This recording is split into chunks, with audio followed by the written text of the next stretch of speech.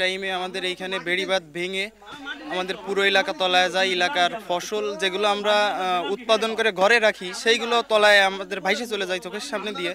সেগুলো আসলে আমরা রক্ষাও করতে পারি না। পানের বরাজ বলেন, আপনি ঘের বেড়ি বলেন, আমাদের এলাকার টোটাল কোনো ফসলই এখন হচ্ছে না। সুপারি গাছ, নাইকেল গাছ এগুলো আমাদের প্রধানই ছিল, সেইগুলো এখন গাছপালায় পানির জন্য এখন কোনো কিছুই হচ্ছে না। ফসল টোটালি হওয়া বন্ধ দিছে। বরাজ সব উঠানো টোটাল।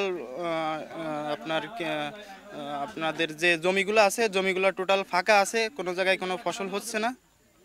আর আমরা বিগত দিনে সরকারের কাছে, যে ফ্যাসিস্ট সরকার ছিল, আওয়ামী লীগ স্বৈরাচার, তাদের কাছে আমরা অনেক বলেছি যে এইখানে আমাদের বেড়িবাঁধের প্রয়োজন, আমাদের এলাকা তলায় যাচ্ছে, কিন্তু তাদের কোনো লক্ষ্য নাই। আমরা এতগুলো লোক এইখান দিয়ে তলায় যাচ্ছি, আমাদের ক্ষয়ক্ষতি হচ্ছে, তারা আমাদের কোনো উপকার করে নাই।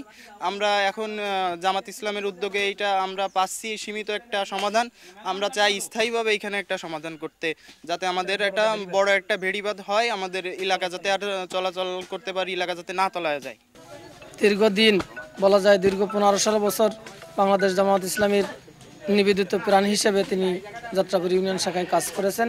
তার ইন্তেকালের পরে আমরা তার বাড়িতে খোঁজ খবর নিতে আসলাম। আসার পরে দেখি যে এই যে রাস্তাটা খুবই কষ্টকর।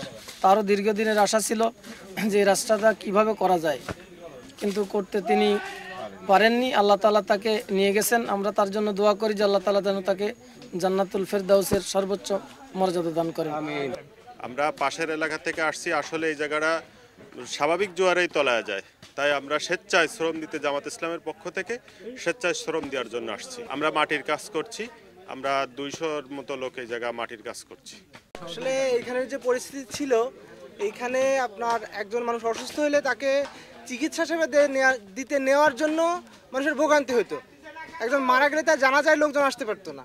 সেক্ষেত্রে এই বেড়িবাঁধ হওয়াতে যে মানুষের কতটা সুবিধা হবে, আর্থিক এবং সামাজিক দিক দুই দিকেই সুবিধা হবে, এবং আমরা এই উদ্যোগটাকে স্বাগত জানাচ্ছি।